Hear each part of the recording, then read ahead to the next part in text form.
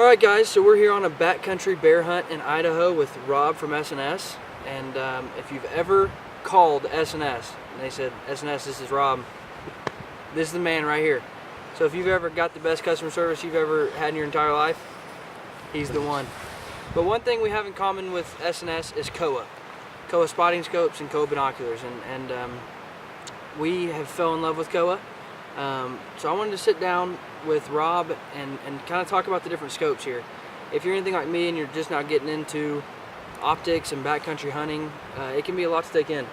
It can be a lot to understand, it can be a lot to figure out, and so I just wanted to sit down with him, look at the three different scopes that Kowa has that are good for backcountry, and compare the three, and especially focus on their new one, the 55.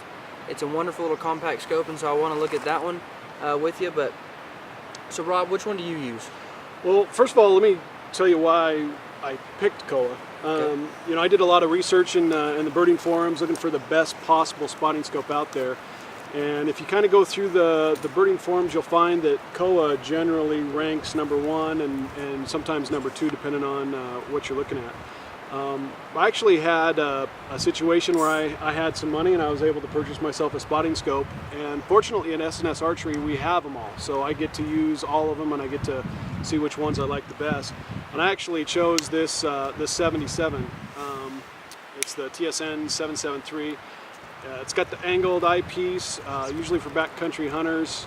Angled is usually the best because it's got this, especially on models that have this rotating collar. So if you're looking straight down, you can rotate it over so you're not sitting up over the top. When you're down in the bottom, you don't have to get it underneath the tripod. So it works out really well that way.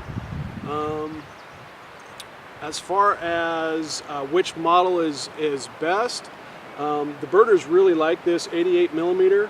It's got an objective lens that is made with pure fluorite crystal. So what that allows Kowa to do is have very little or no chromatic aberration. If you've ever looked at a snow field and seen like a blue tinge on the edge, that's generally chromatic aberration, and it doesn't just happen with white light, it happens across the spectrum, and so if you've ever looked through a spotting scope and wasn't able to get it focused just perfectly, that's kind of what you're seeing. So that's where Kowa really shines, especially with the pure fluorite crystal. This could be a little bit heavy and big to pack in. That's why I chose the 77 millimeter. But for an ultralight backpacker, this 55 is really exciting. It's got the pure fluorite crystal, so it goes head to head with most really high-end 65 millimeter scopes. It will lose a little bit in early light or late light, and when you get it out to the top end of its magnification, which is 45, which is impressive for a smaller scope, you do lose a little bit of light. But for just those cons, it's pretty good spotting scope. Now I love.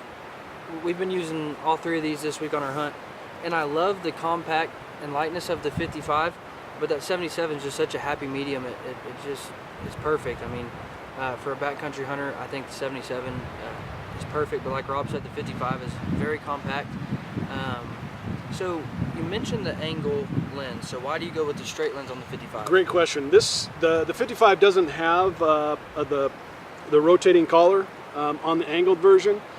So like I said, if you're on top and you're looking down into a draw, you're going to have to get up on top of it if you're using the angled. So that's why we like the straight model on the 55. The other nice thing about this 55 is you can almost use it handheld. Like, you know, sometimes I'll be hiking in and I'll see an animal on the side of a hill and I want to get a quick look at it. Well, with this one I don't have to pull up my tripod. I can just pull out the scope and get it up to my eye and get an idea of what kind of animal I'm looking at. So. Now one thing I've noticed too here in the backcountry is tripods are very important. And I actually just bought a tripod from Rob. He made me pay for it even though I let him come hunting with me. But which tripod model is this? This one is is this the one you purchased? Yes. Yeah, that's the Slick CF 634. It's the tallest of the tripods that we sell. It comes in just over 2 pounds, and the real benefit to going with a slick or a good quality tripod is stability. We've got one of the tripods out here that's not very stable. I think we'd all agree that you definitely get what you pay for, and having one of these stable tripods is worth the investment. Absolutely. It is. So head over to S&S, check out Kowa spotting scopes. They're absolutely phenomenal. Check out the binoculars. We didn't get to talk about their binoculars today. Maybe we can in the future, but I've been highly impressed with their binoculars. So go over to S&S, check out Kowa and everything else S&S has to offer. Thanks, guys.